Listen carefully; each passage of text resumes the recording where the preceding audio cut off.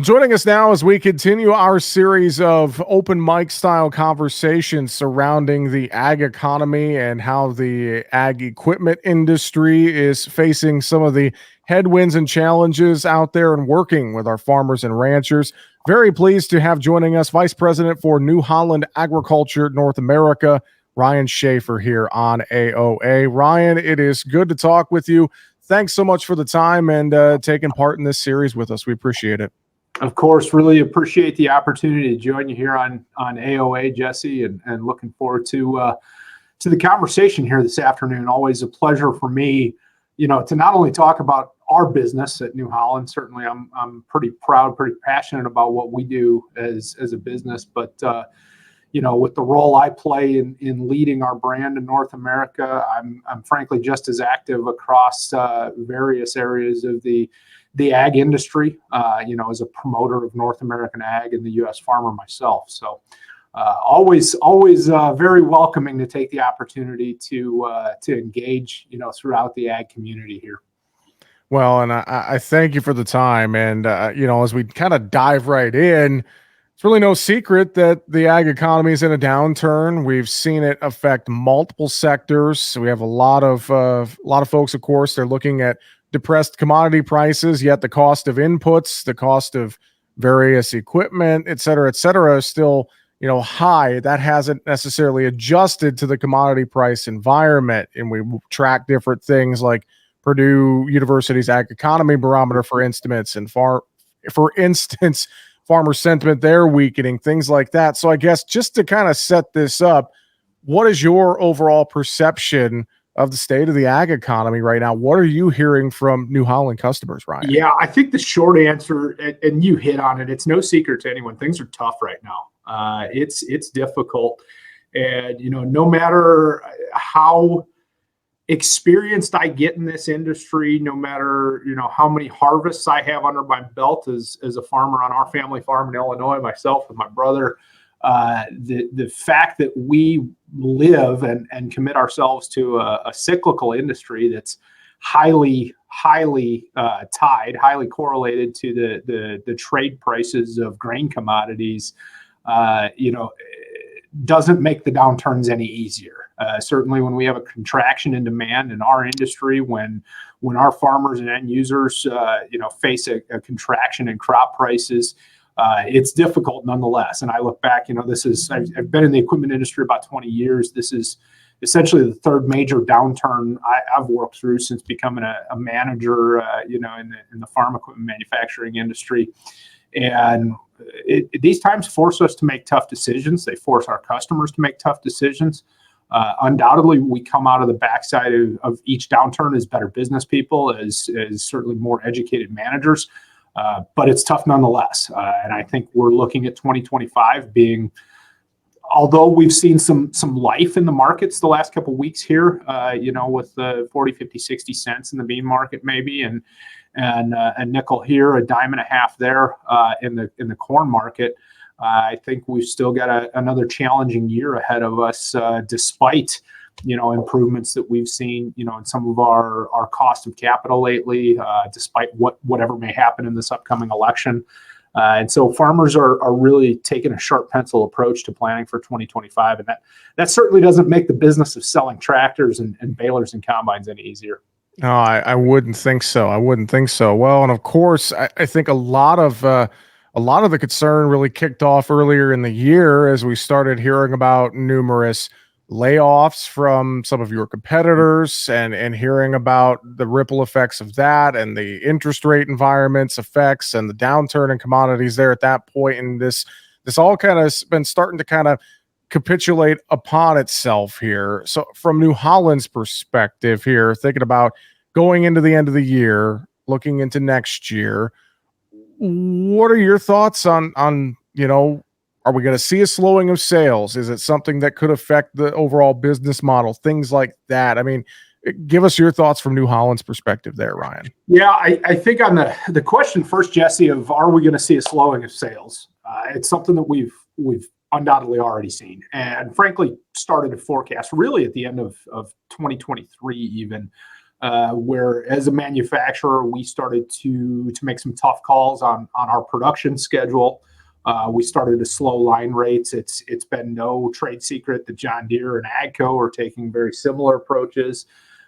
We've seen a pullback in labor investment across the industry, which is pretty typical, I would say, of the first year of a demand decline, a little bit of a down cycle market.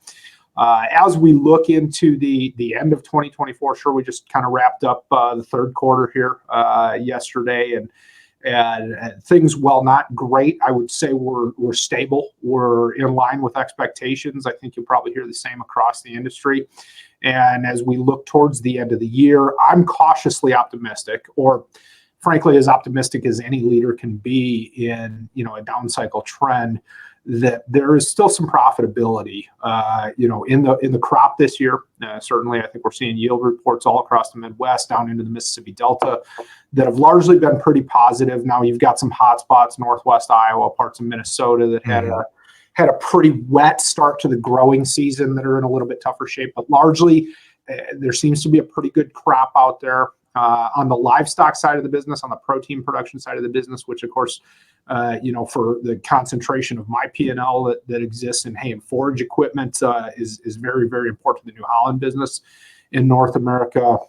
Profitability is still, well, not record setting, pretty stable. Cow-calf producers and some of the beef industry has some pretty good prices in front of them right now. The class 3 milk prices are relatively stable for most of our dairy producers. So I think you've got kind of a mixed bag of sorts, where a lot of farmers are potentially going to be in a position to still have to make some buying decisions where they allocate some of their available capital between now and the end of the year versus paying a higher tax bill. But everyone is very much in a wait and see mode. And I can say that the results of our retail pace at the dealer level have been emblematic of that through the first half of harvest here. So I think we've still got some opportunities through the end of the year, but they're not going to come without a lot of hard work. No, it seems like, to your point earlier, we're going to have to really sharpen up the pencils here quite a bit. Leasing has been a very hot topic I've heard a lot more about here in recent months with the current environment. Some folks may be saying, okay, I don't necessarily want to outright buy something new or take on a new loan for something, but maybe I could lease something if I need it for my operation. Are you hearing more of that from your customers? I would say that I have, over the last month, started to hear an uptick in appetite, particularly at the dealer level. Just asking for, how do we refine the tools that are in our toolkit? I think when you look across our range of products, we've got a number of different financial instruments that we subsidize pretty heavily through our profit margins to help a customer's ability to own, a New Holland product in the right way, whether that be, a longer term interest-free period on some of our hay equipment that we're offering up to 60 months in some cases right now. Depending on the mid-range tractor line, you've got 48, 60, 72-month interest-free notes available.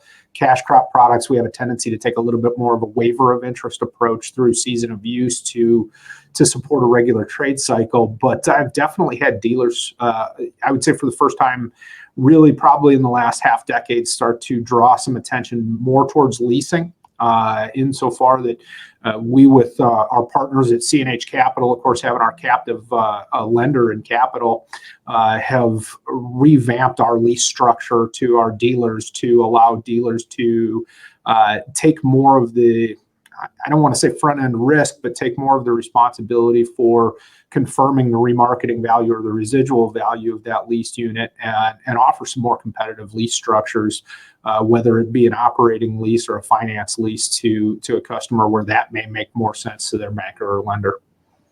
Ryan, I wonder about this as well, and I want to talk about some innovation here from New Holland in a second, but does the current ag economy environment maybe slow down some new product rollout or things like that from your perspective? Well, I can tell you it's not easy on my balance sheet as a brand leader, but CNH Industrial is not scaling back on our investment in new product development at all. Actually, is the plan for next year. We scaled back very little this year. We're continuing to invest at pretty unprecedented levels for our organization in new product development, technology advancements, because we're learning that in these challenging economic times, the difference is made where a farmer can see opportunities in the margins for profitability improvement, and a lot of those improvements come from advanced precision farming technologies, but also advanced machine technologies like our harvesting automation system, the IntelliSense and NutriSense systems that we have on our harvesting equipment. The IntelliBale baler automation system that we launched first on our large square baler offering this year, and are coming with on our commercial 6-foot round baler product line. And that to me is where we're really focused on supporting the end user, the farmer, in ensuring that we're coming with technologies that support their quest for maximum economic yield in the investments, the inputs that they're putting into their operation. So we're going to continue to invest to look for those opportunities as a manufacturer, as a product development organization too. Today, we are joined by Ryan Schaefer. He is the Vice President for New Holland Agriculture North America. And Ryan, talking a little bit more about innovation, and I want to lean in on that point here a little bit before we wrap up our conversation today. It's obviously an ever-evolving conversation. Needs are changing for farmers and ranchers when it comes to equipment and the explosion of precision technology and all the different uses that are available. I mean, looking out 5-10 years, your thoughts on the evolution here, I guess, of technology in agriculture and sustainability conversations, et cetera, et cetera. There's a lot out there right now. What is on your mind here, kind of crystal ball looking forward? I'm going to say, there's plenty of stories or parables, if you will, about how we are facing a faster rate of change in terms of technology adoption than has ever existed in the entire history of humankind before. As we look to the future, I don't see that slowing down. I do see it becoming quite a bit smarter. Technology for technology's sake is great. It's interesting. It makes compelling media. It makes fun things for us to show at farm shows. But where we're putting our money as New Holland and our technology partners in the CNH House of Brands is really focused on smart automation and leveraging precision farm technologies together with advanced machine control technologies to deliver things like grain cart automation that help with the cost of labor, or IntelliSense bale automation on our bale product line that helps build a squarer shouldered, more dense bale, delivers a little bit more intelligence about the protein content and the overall feed value of that bale. Very similar technologies that we've launched in the last year on our FR series forage harvester line that use vision technology to help understand, along with near infrared capability, the feed value of the silage that's coming through the machine and going into the pit. That's really where we're focused, and where I see the continued advancement accelerating is in machine control technologies that really deliver improvements, not just to cost of operation and efficiencies, but actually can contribute to the yield that we're pushing through a machine, can actually deliver smarter values as opposed to just a reduction in operating cost. Well, I appreciate the thoughts there, thinking forward, Ryan. As we kind of wrap up our conversation today, I'll leave this a little open-ended for you for final thoughts or anything you'd want to reiterate to folks listening in. Again, a lot going on, a lot of challenges, the ag economy, supply chain issues out there, the geopolitical problems, election in front of us. There's so many different things out there. So I guess, what would you add? What would you reiterate to folks, et cetera here just to kind of close out our conversation today? I think the big thing, I had a mentor ask me, a couple weeks ago, kind of aligned with the Farm Progress Show time frame. What are some of the things that you've learned over your 20 years in the business that you think you would tell a farmer when considering machine purchases or considering investment in the business? And I think back and 20 years ago when my brother and I were coming out of college. My brother's since taken over our family farm, and I still stay pretty connected there. But if I can talk to Nick at 25 years old and tell him what the future would bring, the best advice I can give is really work hard to understand the data that your farm is generating, understand the numbers of the farm, and really quickly get savvy about how to identify and chase out waste in your operation, and then how to pursue improvement, across the board in your value-added data, in your yield decision points, if you will, and that will help weather the storm. And I think it's never been more critical than right now. Sure, we saw 50 basis points improvement in the Fed rate here 2 weeks ago. Great news, certainly. I don't think it necessarily dramatically changes our demand outlook for the end of the year, but certainly helps our dealers and their cost of inventory carry almost immediately. But when I look at what we've experienced in terms of interest rates over the last 4 years, Jesse, farmers of your generation and mine together, these operators have never worked in a capital cost structure like we're facing today. And it's pushing us to get really, really good about data-oriented decision making and working to take emotion out of the business. And I think about that often. If I could rewind the clock 20 years and sit my brother and sit myself and even my father down and say, this is what we got to do differently immediately to be in a better future 20 years from now, that's where I'd take the focus. It's a great spot for us to wrap up the conversation, and awesome insight. Really appreciate the time here today. Vice President for New Holland Agriculture North America, Ryan Schaefer. Ryan, thanks for being with us on Agriculture of America, and we'll look forward to talking again in the future. Absolute pleasure, Jesse. Looking forward to doing it again sometime.